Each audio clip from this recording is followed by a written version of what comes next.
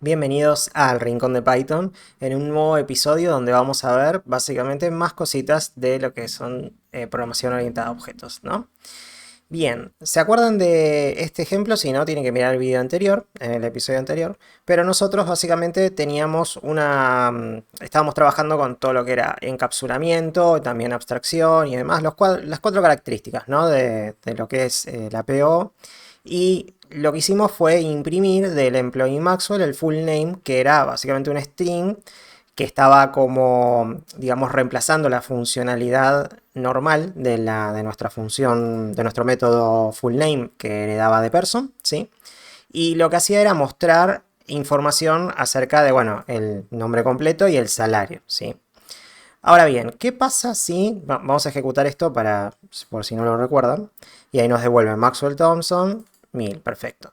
¿Qué pasa si yo en vez de imprimir un resultado, digamos una función, lo que hago es imprimir así, el objeto entero?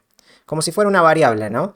Recuerda que si nosotros teníamos una variable de toda la vida, por ejemplo, hacíamos year, no sé, 2023, ¿no? Después cuando hacíamos un print, hacíamos el print de ese year y nos devolvía 2023 o lo que contenga el valor de esa variable.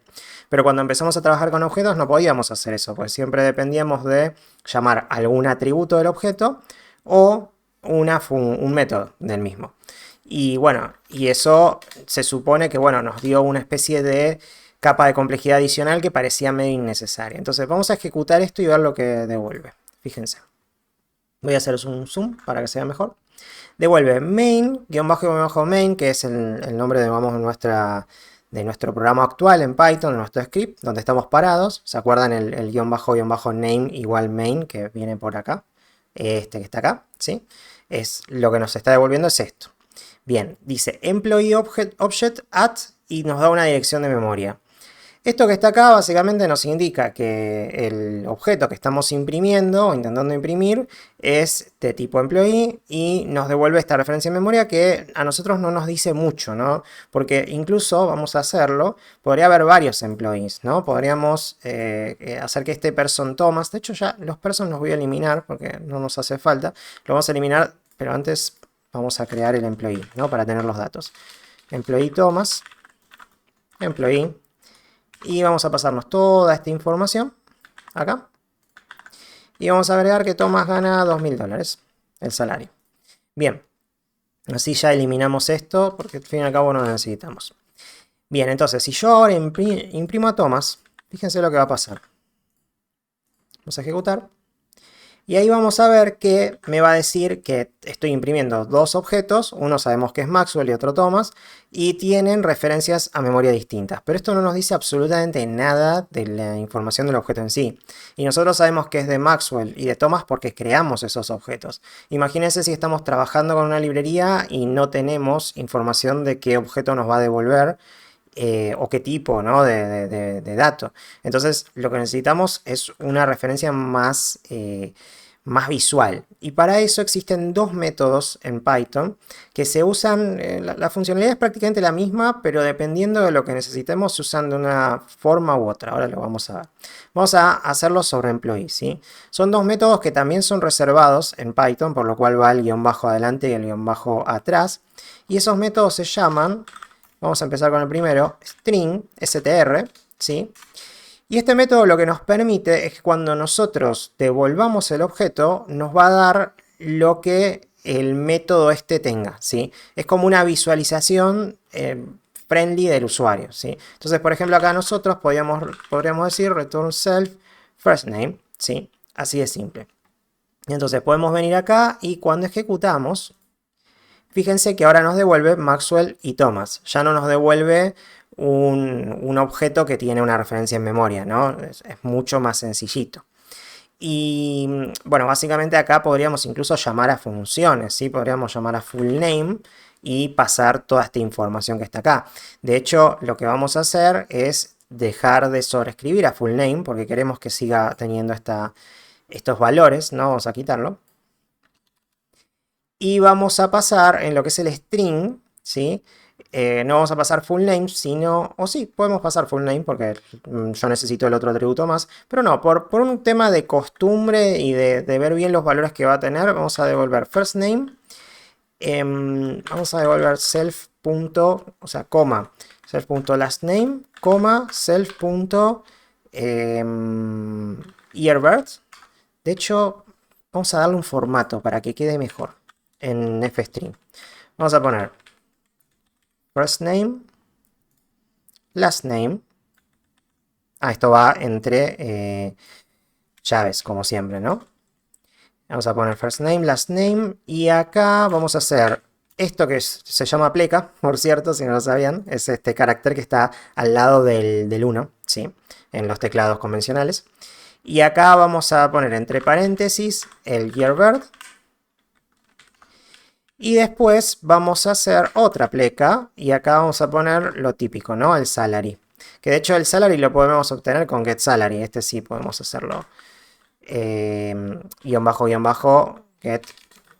No, perdón. Self.getSalary. ¿Sí? Que acá sí lo podemos llamar porque en el ámbito privado en el cual está esta variable, nosotros estamos este método, estamos en la función employee, por lo cual, perfecto. Si estamos fuera de la función employee, o mejor dicho, fuera de la clase employee en sí, no podemos. Bueno, voy a borrar esto. Y ya está. Entonces ahora cuando ejecutamos esto, me va a devolver, ven, Maxwell Thompson, 1990, el año de nacimiento, y $1000 de salario. Lo mismo con Thomas. Es una forma mucho más gráfica que a nosotros nos permite entender cómo se está comportando el objeto. De hecho, en frameworks como Django, que es un framework de desarrollo web en Python, que es tanto frontend como backend, Django tiene una especie de dashboard que se llama Django Admin, en donde nosotros podemos ver las tablas de base de datos y cada uno de sus componentes. Y esos modelos de base de datos son clases de Python. Entonces nosotros podemos hacer uso del famoso string, de la famosa función string, para justamente imprimir la información que nosotros necesitamos de un formato más personalizado como este. Entonces ahí tienen un uso interesante que se le puede dar. Y el otro uso, bueno, es el de siempre, ¿no? Quiero imprimir el objeto sin tener que estar recurriendo a cada uno de los métodos que tiene esto. Entonces, nada, podemos hacerlo de esta manera. Y el otro, que es prácticamente igual, se llama rep. Y esto es como decirles, bueno, la información que pueda servirle al desarrollador cuando está debugueando, ¿no? Es prácticamente lo mismo. Yo podría venir acá y decirle, me traigo esto, ¿no? Incluso podríamos, podríamos simplemente devolver los datos de nombre y apellido, ¿no? Porque nuestro objeto queremos que tenga esta información, ¿sí? Entonces, acá, si nosotros ejecutamos esto, nos va a seguir devolviendo lo mismo, porque lo que está haciendo es apuntando al string, pero hay una función que se llama rep, que es igual al nombre de la función esta. Vamos a escribirlo acá, solo para Maxwell, rep, en donde le pasamos un objeto, y esto nos va a devolver, como lo dice la palabra, la representación de ese objeto, pero a nivel debug. Ahora van a ver. ¿Ven? Maxwell Thompson. Es como un método aparte pensado para desarrolladores, ¿no? Porque una cosa es lo que quiere ver el usuario final, que es esta información que está acá, y otra es la que necesitaría un desarrollador, como puede ser, no sé, por ejemplo, qué tamaño de la lista no sé, transacciones, por ejemplo, si fuera como una cuenta bancaria, qué tamaño de la lista de transacciones puede tener, si es un valor negativo por algo raro, queremos debuguear toda esa información que capaz no es relevante o por un tema de seguridad no está bueno mostrarlo al usuario final. Entonces tenemos este método rep que nos representa una suerte de información de debugging, básicamente. Así que bueno, estos son los dos métodos, son súper interesantes. Yo uso muchísimo string básicamente, incluso para cosas de debug, porque al fin y al cabo, cuando yo necesito algo más de presentación de usuario, quizás me armo un método más especializado para eso, pero como les decía, en frameworks como Django se usa muchísimo en el contexto de Django Admin, ¿sí?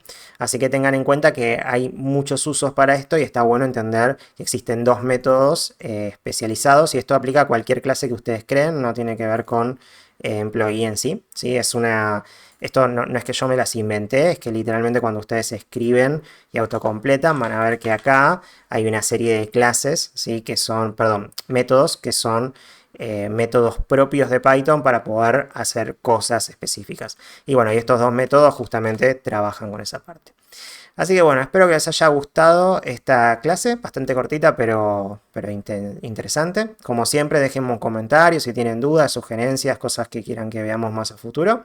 Y nos vemos en los siguientes videos.